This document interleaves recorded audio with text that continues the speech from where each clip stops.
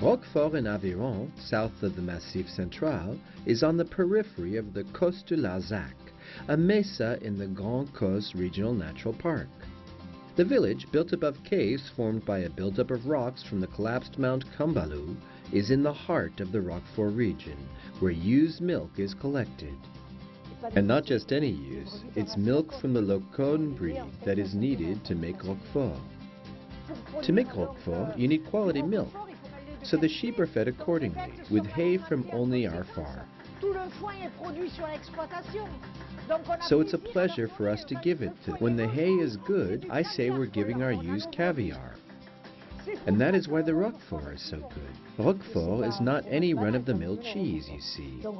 So we're proud to produce the milk that goes into the making of it. And it's a cheese that we adore, a cheese that is world famous, don't forget.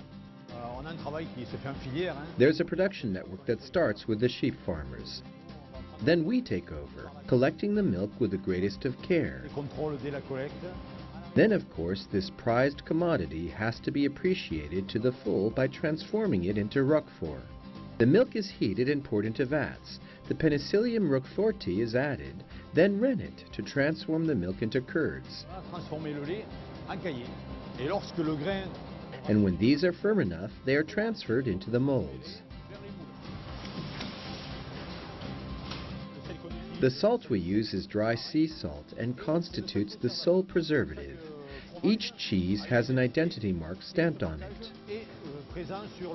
And here you see the holes that enabled the Penicillium roqueforti to develop. We are off now to the Roquefort-sur-Soulzon caves, which are ventilated naturally through the faults in the rock known as fleurines.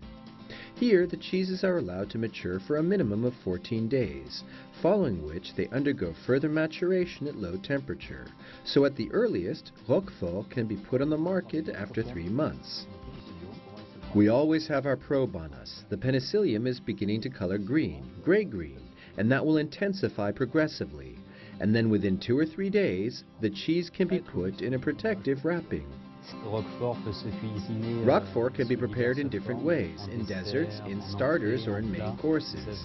And there are several flavors, a bit like there are with wine. You can serve it with vegetables, with fish or meat.